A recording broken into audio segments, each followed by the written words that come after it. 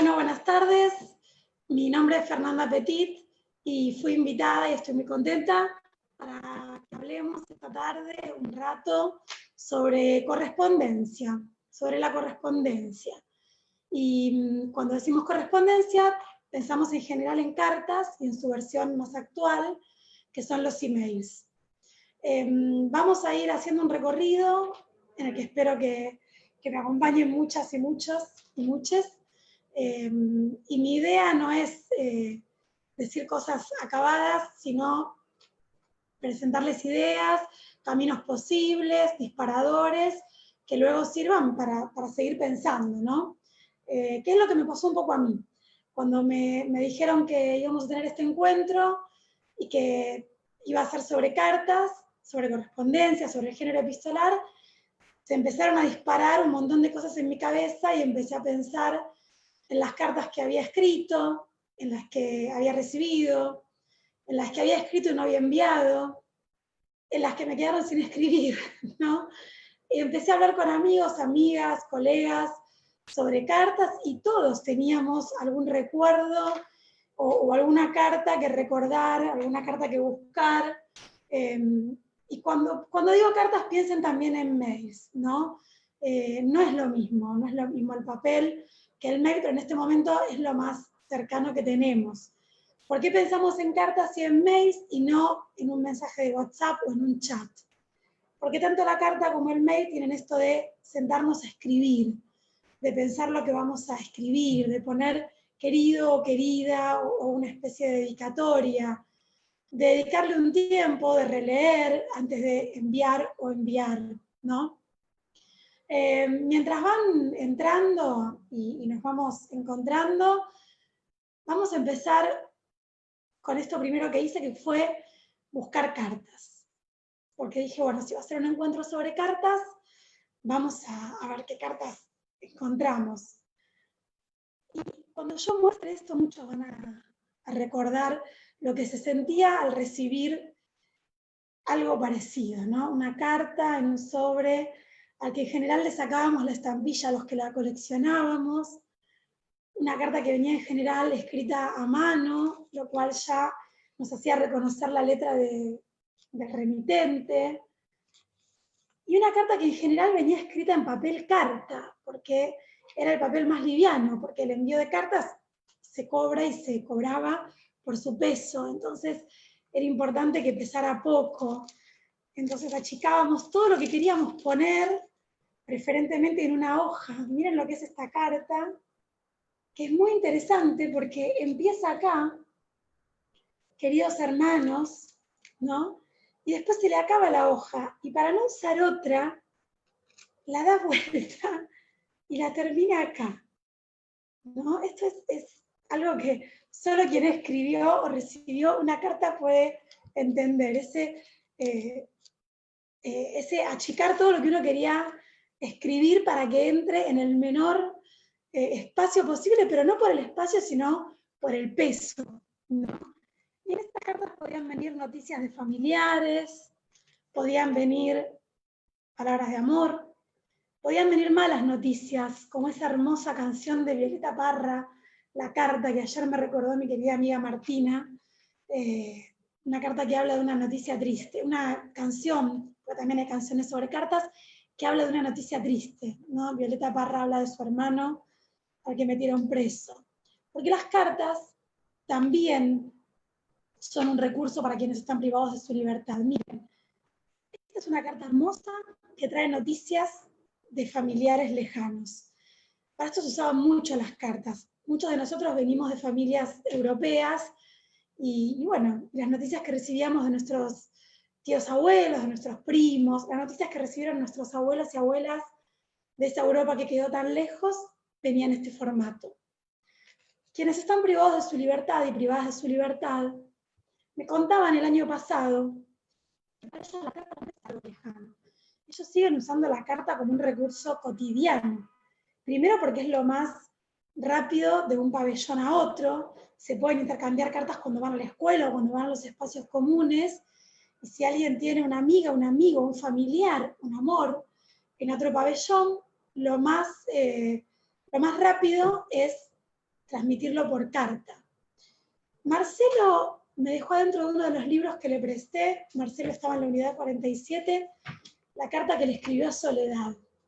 Una hermosa carta de amor, en la que él le dice: Soledad, amor es compartir sin esperar nada a cambio. Amor es sentir a tu ser amado cuando te levanta al estar caído.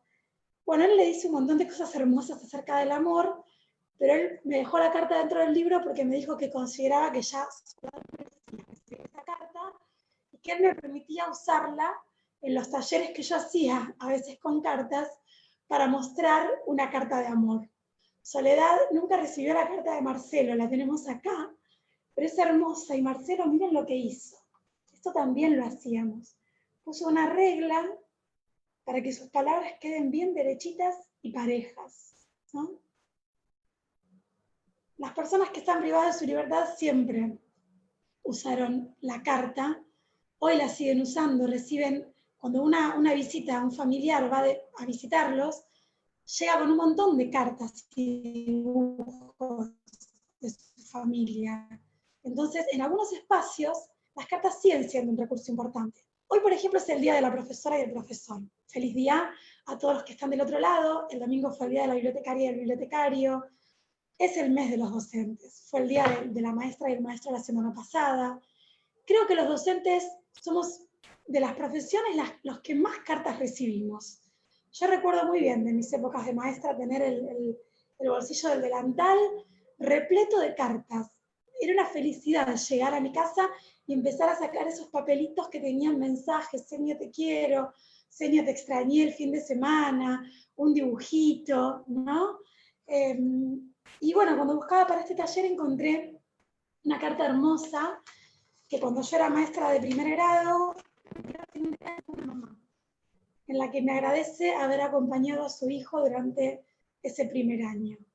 Entonces, los docentes también, y las docentes seguimos recibiendo cartas en formato papel de las familias y sobre todo de nuestros alumnos y alumnas, ¿no? que siguen usando el recurso del bolsillo del delantal como buzón. Y yo seguro que estoy hablando de esto y ustedes están recordando cartas que recibieron, cartas que escribieron, y la emoción que se siente al recibir una carta, ¿no? Esa sensación emotiva creo que la tenemos guardada. Miren lo que es este libro. Voy a compartir un segundo pantalla para mostrarles un hermoso libro que encontré hace poco tiempo, pensando en este taller, ¿no? A ver si... Espero que se vea. Si alguien me dice que se ve bien, le reagradezco. El libro se llama Si tuviera que escribirte. Las autoras son Alejandra Correa y Cecilia Alfonso. Es un libro y es poesía, y voy a leer algunos fragmentitos cortos de este libro para comenzar el taller, mientras esperamos que vayan llegando. Toda carta es un pequeño tesoro de papel que respira. Por eso se las guarda, se las mima, se las perfuma, se las estrecha contra el corazón, se las moja con lágrimas, se las roba, se las invita a dormir bajo la almohada y se las cuida para siempre. Yo creo que en estos sentimientos nos vamos encontrando. A veces me despierto diciendo: qué buen día es hoy con esta lluvia para que llegue una carta. O qué lindo día de sol para que llegue una carta. O qué triste estoy. Sería tan lindo recibir una carta. Y las cartas llegan de tanto en tanto, sin saber de soles y lluvias. Caen, nos caen, en medio de la tristeza o de la alegría. O esta otra página que dice: los días sin cartas, largos, sin letras, largos y callados, sin nadie que los escriba, sin nadie que cuente los incendios, las cenizas las formas en que las flores, los ojos que siempre, las ganas de, los claros sentidos donde el regalo para Cuando lo veas, decile el pensamiento de para tu aliento entre las hojas. Los días sin cartas son siempre días inconclusos. También hay cartas que mejor no recibir, pero ¿cómo saber cuáles son? Siempre están dentro de sobres, siempre con sus colores o su blancura, con sus olores a papel y tinta, con su señor o señora o señorita, y el nombre en el remitente y cerradas. Y así deberían quedarse algunas cartas, cerradas para siempre, quedarse o perderse, sin que nadie las abriera jamás. Pero nosotros, mi amor, somos afortunados. Nuestras cartas no cruzan en el aire las balas, van por caminos de paz. Cuando se vive en la guerra y el barro de las trincheras, las cartas de los soldados atraviesan distancias cargadas de tierra. Abren rutas imposibles en la furia, rutas de amor en el odio. Los soldados y las enfermeras esperan las cartas como quien espera el destino. Los hijos y las esposas, las madres y todas las mujeres de este mundo esperan cartas como quien espera el aire, segundo a segundo.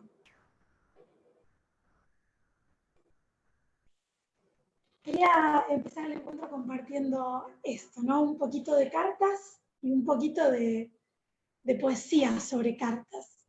Miren lo que vamos a hacer. En la primera mitad vamos a hacer un recorrido por las cartas en la literatura.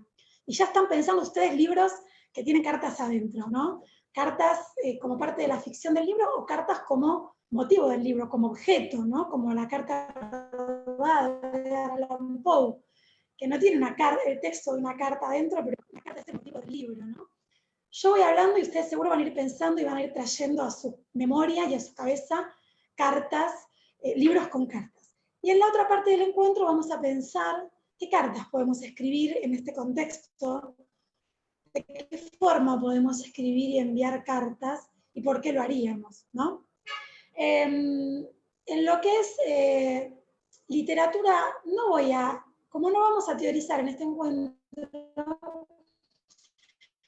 no voy a hablar de qué es literatura infantil, juvenil o qué no lo es. Entonces, en estos primeros libros que voy a mostrar, voy a hablar de libros ilustrados, ¿sí? O libros tal vez más pensados para la infancia, para las infancias, lo cual de ninguna manera es prescriptivo. Miren lo que es este libro. El mar es redondo, se llama, y es de Sylvie Niemann y Albertín. Yo había preparado, vamos a ver cómo resulta esto. Yo preparé una estrategia que estoy usando en los Zooms, porque no quiero más mostrar los libros por PDF, y porque si bien se pueden mostrar así, no es lo mismo. Entonces lo que hago es filmarme pasando las páginas del libro, sin leerlo, pongo el video y mientras pasan las páginas del libro, lo voy leyendo. Vamos a ver si funciona, porque puede ser que como estamos en dos plataformas diferentes, puede ser que se vea muy diferido. De todos modos, yo no decidí leer todo el libro, sino leerles nada más fragmentos. Lo que me gustaría es que vean y se pierdan en el mar de este libro y en las ilustraciones de este libro, mientras voy intentando de algún modo leer algunos fragmentitos, ¿sí? Vamos a intentarlo. Pero si hay del otro lado docentes, bibliotecarias, bibliotecarios, piénsenlo como recurso, filmarse pasando las páginas del libro, leyendo para adentro, para calcular cuánto tardan, y luego cuando comparten con el público, ustedes pasan el video y van leyendo en el momento las páginas. Es como más ameno y es lo más parecido a estar leyendo, ¿no? Bueno, voy a compartirles pantalla y vamos a intentarlo. Si vemos que no resulta, me mandan, chicos, por mensaje, y si no leo el mensaje, mándenme por WhatsApp, que acá tengo a una hermosa asistente que es mi hija y me va a avisar. Bueno, voy a compartir este libro, ¿sí?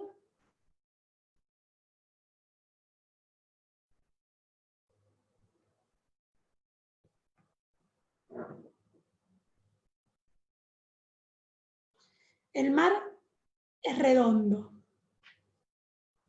de Sylvie Niemann ilustrado por Albertín. Está editado por Amanuta. Tina trabaja en un barco, ordena los camarotes, hace las camas, limpia las ventanas. A veces los camarotes no tienen ventana, por eso Tina cuelga en la pared una foto grande, donde se ven el mar y el cielo. Es casi lo mismo. Tina tiene un novio que es cocinero y se pasa el día pelando zanahorias, cortando calabacines y picando perejil.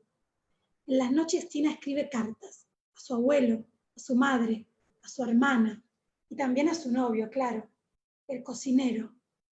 Porque el cocinero trabaja en un barco, pero no es el barco de Tina, aunque se le parece mucho. Ambos barcos llevan gente hacia lugares soleados alrededor de la tierra. Y como la tierra es redonda, el mar también lo es. Qué conveniente, ¿no? Cuando recibe una carta de Tina, el cocinero, que se llama Antonio, no la abre de inmediato.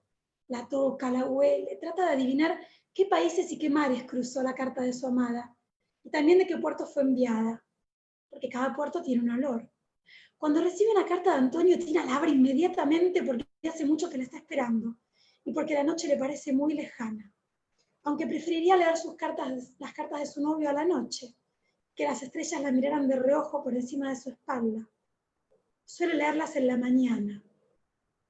Mejor dicho, en la mañana una vez y de nuevo en la noche. El libro cuenta que Tina y Antonio se conocieron en un puerto. Cuando vieron que viajaban en barcos distintos, a Antonio se le ocurrió la manera de estar cerca y le mandó en un papel doblado una dirección a la que podía escribirle. Un día, el barco de Tina pasó muy cerca del barco de Antonio. Una noche se cruzaron sin saberlo. Al día siguiente, Tina le escribió a Antonio una carta que decía que ya bastaba, que quería verlo y tocarlo de verdad. Cuando recibió la carta de Tina, Antonio se puso a pensar y buscó una hoja enorme de papel. Y luego se fue. Antonio se fue a cruzar, a juntar con Tina, que estaba en el fin del mundo, pero no era tan lejos de donde él estaba. Porque al final, ¿saben? La tierra es redonda y el mar también.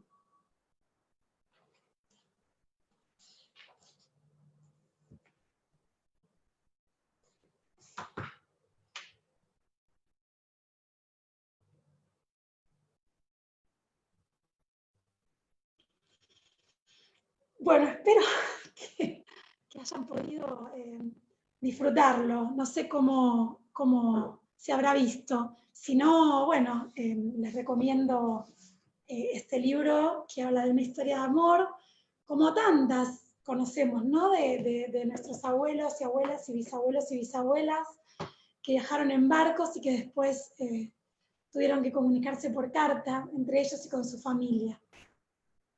Otro libro hermoso se llama Correo para el tigre. De un león, un tigre, que inventaron el correo porque cuando el león se iba a casar, el tigre lo extrañaba mucho. Entonces el león le escribió un mensaje y se lo mandaba por otro animal que fuera más rápido que él. Entonces a los demás les encantó la idea y empezaron a enviarse mensajes por tierra y por mar. Entonces inventaron el correo aéreo y acuático y empezaron a estar comunicados todos los animales de uno y otro lado del bosque. Hermoso libro también, Correo para el tigre, de Janos. Este hace unos años que no lo veo, pero se lo muestro porque capaz en alguna mesa de saldos lo encuentren. Se llama Las cartas de Horacio y su bruja estrafalaria. Horacio es un gato, el gato negro de una bruja, por supuesto, que está preocupadísimo y le escribe cartas a su tío, porque le dice al tío Serafín: socorro, tío, mi bruja no es bruja, no se comporta como bruja, no hace hechizos, no embruja, no se viste como bruja. Y es un libro hermoso porque trae todo el formato de la carta, ¿no? Durante todo el libro, este gato le escribe al tío pidiéndole consejos acerca de cómo hacer para que su bruja sea más bruja. Y esto también lo hacen las cartas, pedir consejos. Incluso en muchas revistas de hace años, y esto aparece en Boquitas Pintadas, un libro que vamos a mencionar después, las cartas de lectores pidiendo consejos en las revistas, muchos consejos de amor sobre todo, ¿no? En los años 60, era algo muy interesante. Otro libro hermoso sobre cartas ilustrado es Ruiseñor. Está ilustrado por Benjamín Lacombe y es de Sebastián Pérez. Este es un libro hermoso porque el que escribe cartas no tiene papel donde escribirlas, entonces va rompiendo el empapelado de una casa antigua y en esos pedacitos de empapelado va escribiendo los mensajes que envía. Y es hermoso porque no los firma los mensajes, es un carteador misterioso, entonces los que van recibiendo los mensajes empiezan a indagar quién tiene ese empapelado y quién será ese que rompe los pedacitos para enviar cartas, y el que lo hace porque es un niño muy, pero muy vergonzoso, y quiere hacerse amigo del resto, y la forma que encuentra es escribirle cartas. Tenemos esta idea de la carta como posibilidad de decir lo que no se puede decir tal vez personalmente, ¿no? Por eso tantas cartas de amor maravillosas diciendo cosas que tal vez no se podían decir de otro modo. Hay otro libro muy hermoso que también lo había puesto para compartir pantalla, pero veo que ya son 25. Un libro de Iris Rivera que se llama Haiku, que no se los voy a mostrar porque por suerte llegó en las cajas de libros que llegaron a las escuelas, a las bibliotecas. Así que Haiku de Iris Rivera se los recomiendo porque son dos amigas que tienen que mudarse lejos y una que recibe una carta fea, su familia, y por lo que dice esa carta, que el libro no nos dice qué es, la amiga tiene que irse del pueblo. Y ellas piensan que entonces la carta puede ser una forma de estar comunicadas y empiezan a escribirse cartas. Salgo rápidamente de los libros ilustrados para hablar de cuentos o relatos un poquito más, con un poco más de texto, como por ejemplo los de Pesetti. Pesetti lo menciono porque utiliza mucho la carta como recurso literario, mucho, y porque en su página, la página de Luz Pesetti, tiene compartidas muchas cartas. Como por ejemplo las cartas de la tía a la sobrina en El pulpo está crudo, donde una tía le dice: querida sobrina, espero que te encuentres bien, yo estoy maravillosa, voy a ir a visitarlos y a quedarme un mes en tu casa. Y la sobrina no sabe cómo decirle que no. Y todo el relato es un intercambio de cartas entre la tía y la sobrina, en los que la sobrina trata de decirle amablemente que no vaya, y la tía no la entiende. Se llama Correspondencia, está en el libro El pulpo está crudo, pero también está en la página de Pesetti y está narrado por Pesetti. Y el clásico de Pesetti, que es el Cartas al Rey de la... Sí, el amigo invisible. Las cartas al Rey de la Cabina. Hermoso libro. Y hay un fragmento compartido también, porque trato de darles recursos que puedan encontrar también fácilmente y puedan compartir en este contexto, ¿no? Paloma le escribe al Rey de la Cabina: querido Rey de la Cabina, ¿no sabías que te iba a buscar por todas partes? ¿Por donde fuera? ¿Por qué no lo hiciste más fácil? No hubiera ido contigo de todos modos si no querías. ¿Pero acaso no lo querías? Te juro que dudo. Júrame que no. Pero entonces, ¿por qué te fuiste de esa manera? Ahora que sé que esta carta te va a llegar, aunque no te la den de mis manos, te va a llegar, me pregunto, ¿cómo es tu mundo ahí? Todo lo tuve que adivinar. Tu silencio me llenó de las palabras que iba encontrando, hebra con hebra. ¿Querías estar solo? ¿Era tanto ruido el amor?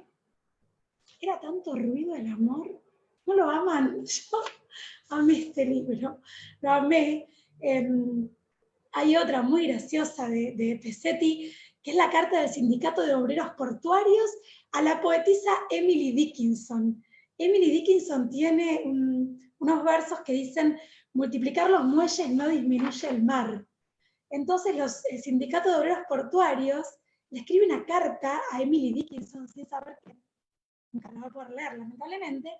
Señora Dickinson, porque sabemos ser corteses, en ocasión de que la hija del compañero García le comentara unos versos suyos que oyó en la escuela, multiplicar los muelles no disminuye el mar, el compañero los trajo a la asamblea. Por un lado estamos con elecciones en el sindicato, y por el otro, en plena negociación con la patronal. ¿Me entiende? ¿A quién se le ocurre decir que es malo multiplicar los muelles? O la carta sigue, que es muy graciosa, y a esta altura tal vez muchos o muchas de ustedes, si son de mi generación, hayan recordado a Papaíto. ¿No? De la colección Robin Hood. Papaíto Piernas Largas, esas cartas que le escribía ella a su papaíto desde el internado. Una novela que hoy hasta leería con adolescentes como para cuestionarnos algunas cosas patriarcales, ¿no? Que aparecen, que en su momento leímos con tanta naturalidad. Pero seguramente la recordamos con añoranza porque fue, qué sé yo, para mí por lo menos esta colección fue muy querida.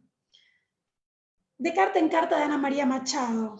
Cartas para Julia, de Marina Falconi. Como si no hubiera que cruzar el mar, de Cecilia Pisos. La casa de los secretos, de mi queridísima Paula Bombara. Secretísima virtual, de María Brandán Arauz. Rafaela, de Mariana Furiasi. Todas esas novelas son novelas pensadas un poco para un público más adolescente que tienen las cartas o los emails como recurso de escritura, como único recurso o como un recurso más. Se las recomiendo. Las que acabo de nombrar se las recomiendo. No recomiendo toda novela que meta mails para hacerse los modernos. Clásicos con cartas. Y acá vamos a adolescentes y no tanto. Ya nombré Carta robada de Poe. ¿Quién que leyó el Quijote no recuerda las cartas de Quijote a Dulcinea?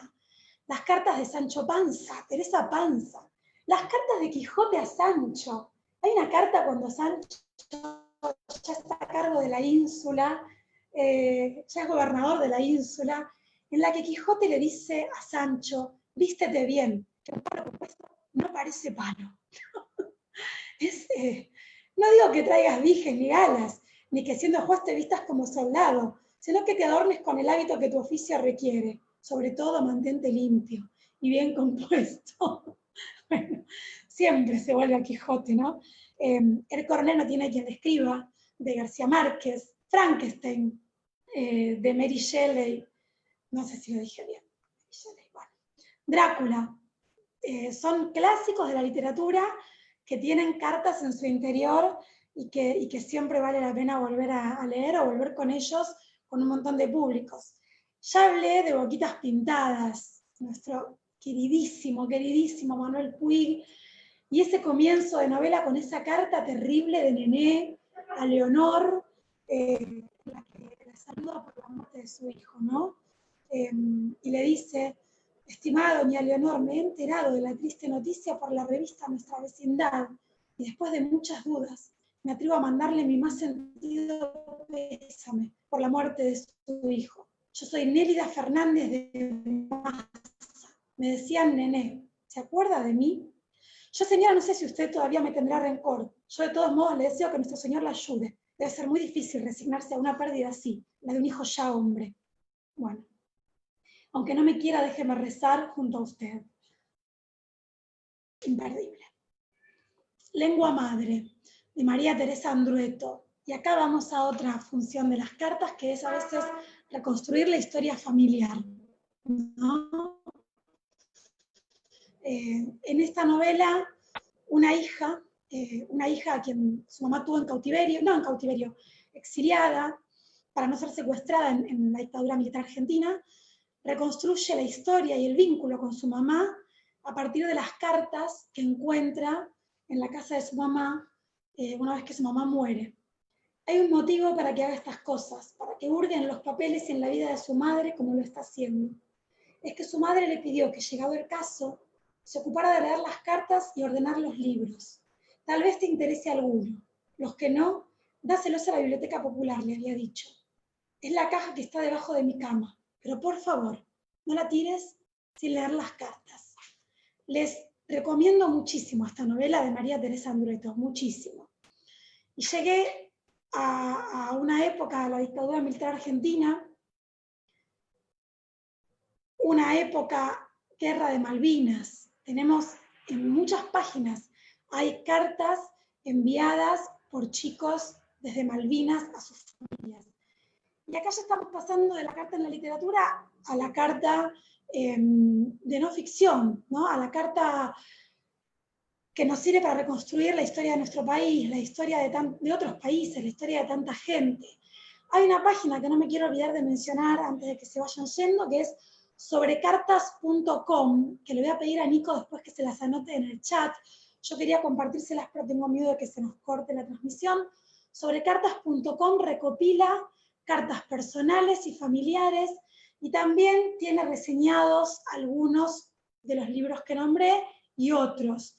Es como un lugar que les recomiendo como recursero para buscar cartas, porque no sé si se entendió que les estoy proponiendo que lean, que busquen cartas en sus familias, que si son docentes propongan a sus estudiantes buscar cartas en sus familias.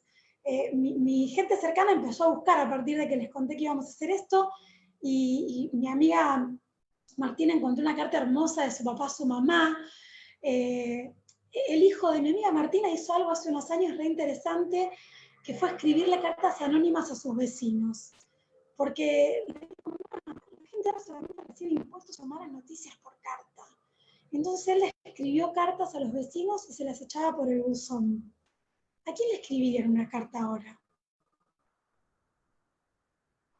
Se puede enviar por correo, se puede guardar para después.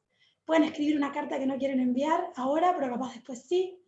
Un profesor de práctica del instituto donde trabajo, Alejandro Carpiñelo, les hacía a sus alumnas escribir, cuando estaban por recibirse de docentes, una carta para ellas mismas 20 años después.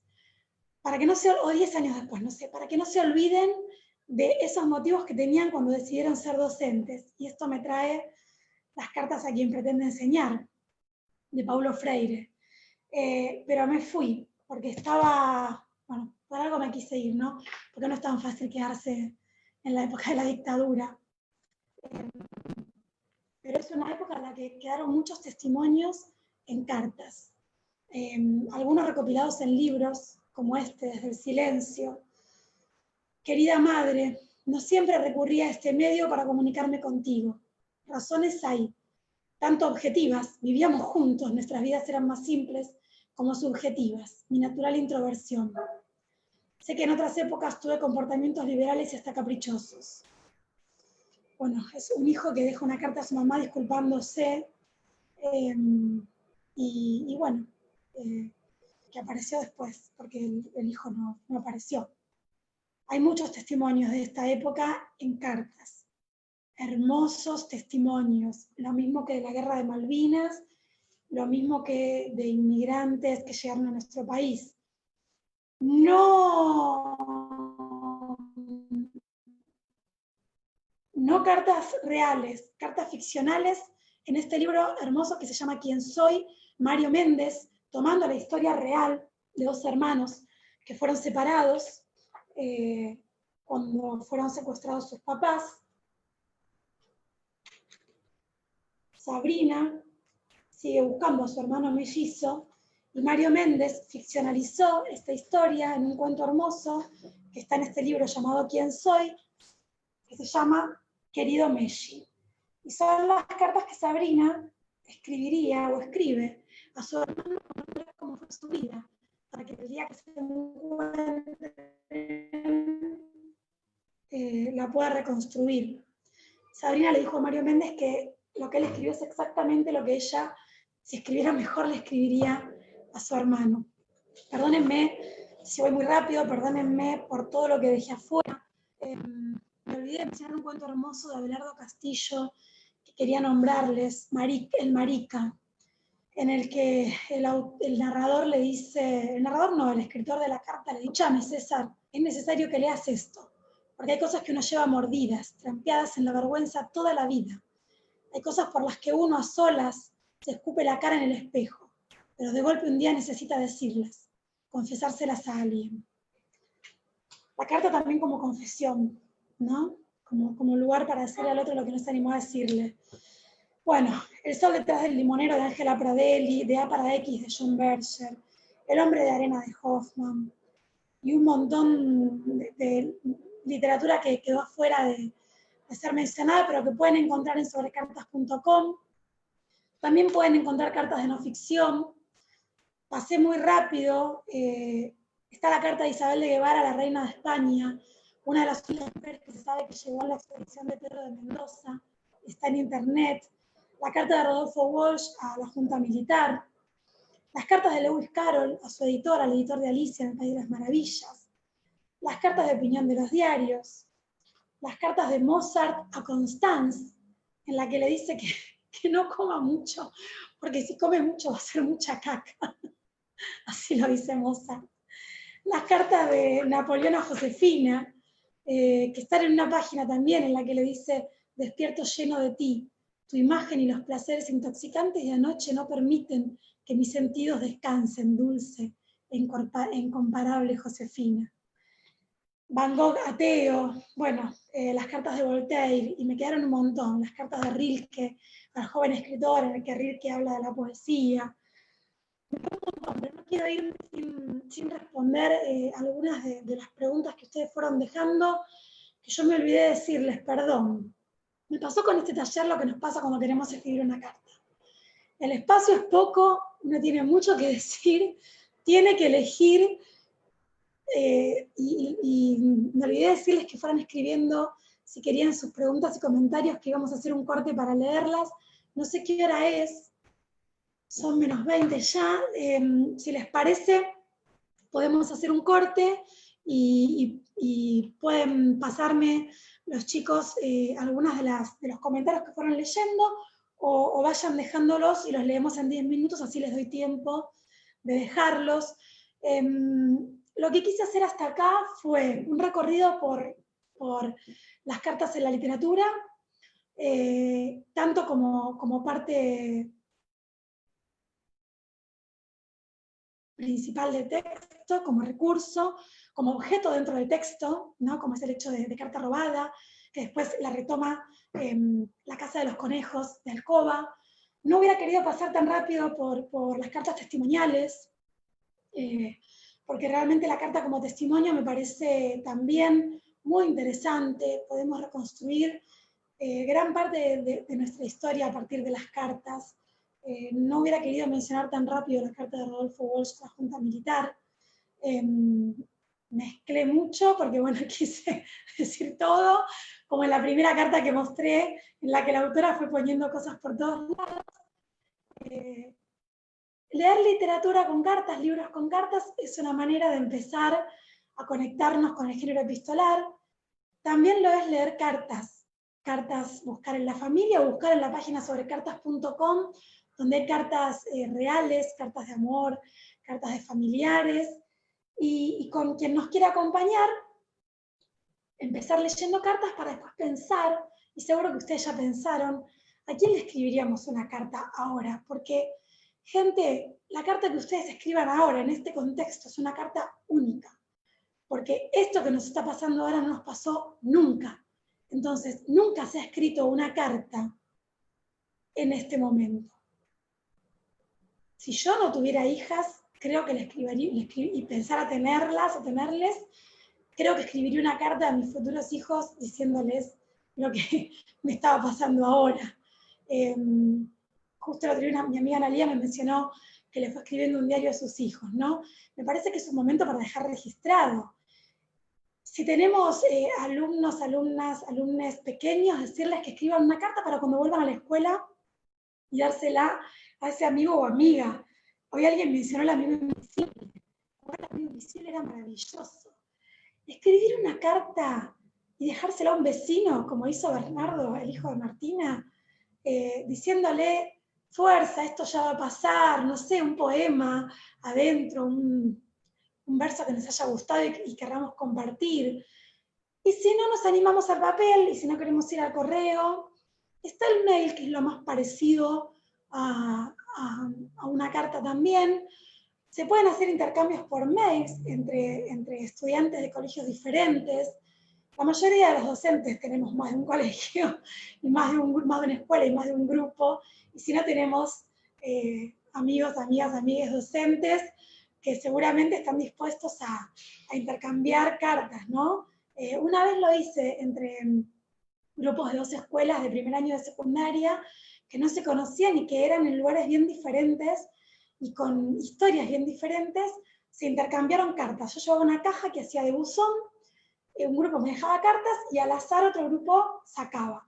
Después ya cada uno tenía un remitente y ya se escribían sabiendo quién estaba del otro lado, ¿no? Lo saqué de mi profesora del primer año de la secundaria, que nos hacía escribirnos cartas entre nosotros, salíamos sorteados, y era muy lindo porque de repente te empezabas a escribir con esa compañera o ese compañero con el que nunca te habías hablado, y empezabas a saber un montón de cosas de ese compañero. Pueden de repente sorprendernos, ¿no? Intercambiar los mails con los estudiantes, y no que le escriban al amigo que le escriben todos los días, que le escriban a ese al que nunca le escriben, o a esa a la que nunca le escriben. Leemos algunos de los comentarios, ¿les parece? Y antes de cerrar, voy a leer el último poemita de este libro, que es un poema. Ojalá lo hayan pasado también como yo lo disfruté mucho. Disfruté esto y disfruté la búsqueda que hice para este encuentro. No sé si quieren, a ver, voy a leer algunos de los comentarios que pusieron. Si puedo dejar escritos los títulos, sí, si les parece después, lo pongo en el Facebook de la Biblia. Les digo que muchos de los libros que mencioné están en esta página sobre cartas. Saludos desde Chaco, gracias. Una carta, qué felicidad. Mi abuela vino de Alemania, dejó a toda su familia del otro lado del mar. Se comunicaban por cartas que tardaban meses en llegar, meses en responder, y a veces se perdían. Dice nacimiento cuando el niño o la niña ya tenía 1 año, o de una pérdida cuando ya había pasado mucho tiempo, ¿no? O le pedían permiso a los padres para casarse, y cuando recibían el permiso ya estaban recontracasados. Es interesante empezar a pedirles a nuestros abuelos y abuelas esas cartas en algún lado. En esta página sobre cartas tipean muchas de esas cartas, o tipearlas nosotros, o escanearlas, que no se pierdan. Desde Río Negro era hermoso recibir cartas, dice Cristina. Griselda Vanegas, por medio de una carta me enteré cómo se llamaba mi bisabuela y que tenía un almacén de ramos generales. Era una hoja para hacer pedidos o boletas. Una maravilla. Gracias, Griselda. Siempre quise poner un mensaje en una botella, dice Cristina Gómez. Hagámoslo. Pongamos mensajes en sobres y dejémoslos en los buzones. La gente se va a poner muy contenta. Buenas tardes desde Jujuy, bibliotecaria, recuerdo adolescente. Solía salir a la puerta a esperar al cartero, esperando que alguien me escribiera una carta. Mi padrino se burlaba y le llamaba al cartero y le decía: oiga, señor cartero, por las dudas le sobra alguna carta porque mi hija quiere recibir una carta. Como el coronel del coronel no tiene quien le escriba, ¿no? Bueno, acá me están diciendo que se vio más o menos bien el libro, que recuerdan al amigo invisible. Gracias, qué hermoso taller, dice, creo que María López, de Río Negro. Viviana Fernández, bueno, pide lo de los títulos, lo vamos a ver. Cartas a Paula, testimonio incalculable de valor humano, recoge las cartas, este testimonio de incalculable valor humano, recoge las cartas que lectores de todo el mundo dirigieron a Isabel Allende con motivo de la tragedia vivida por esta gran escritora chilena, a raíz de la desaparición física de su hija Paula. Sí, es hermoso ese libro. Cartas a Paula de Isabel Allende. Gracias, Mar, por recordarlo. Viviana dice que su hija le escribió una carta a su abuelo en esta cuarentena y se la hizo llegar. Desde ese momento, mi amiga Ana, gracias por estar, Ana. La carta de la señora González, del Fondo de Cultura Económica es excelente. No lo conozco, gracias. Y desde Chivilcoy siempre chusmeaba las cartas de amor a mi hermana, claro. Esa es otra, ¿no? Había cartas muy subidas de tono, las de Mozart a Constanza, a Josefina son bien subiditas de tono. Los invito a escribir cartas y recordemos que para nuestros abuelos, y hasta para nosotros, nosotros y nosotras, no es lo mismo recibir una carta en papel que un mensaje de WhatsApp. No es lo mismo. La carta se puede leer y releer, el mensaje también, pero la carta no se borra, la carta permanece en el tiempo, y los que vivimos en la época de recibir un sobre con una carta, le tenemos como un cariño especial. Y es también salir de lo efímero, ¿no? Hasta los amigos, escribirles una carta, qué sé yo. Yo buscando para ese taller encontré muchas cartas de mis hijas y cartas de quien fue mi primer amor, el papá de mis hijas, y fue lindo volver a leerlas, también. Siempre es lindo volver a leer una carta. Termino, si les parece, el taller y les agradezco tanto haber estado del otro lado. Ojalá haya sido tan lindo para ustedes como para mí. Con el último, yo creo que son pocos de este libro. Miren, de un lado una carta y del otro lado el textito. Toda carta tiene una fecha, un saludo de bienvenida, un augurio, una preocupación por el que recibirá la carta, una tensión que no siempre se resuelve y una despedida. Hasta pronto, hasta siempre, hasta que nos volvamos a encontrar a leer. Mi mail es fernandapetit@hotmail.com. Capaz, ¿quién les dice? Empezamos a cartearnos, ¿no? Sería excelente. Bueno, gracias. Gracias por estar del otro lado. Muchas gracias. No sé si quieren decir algo más. Por mi parte ha sido un gran placer.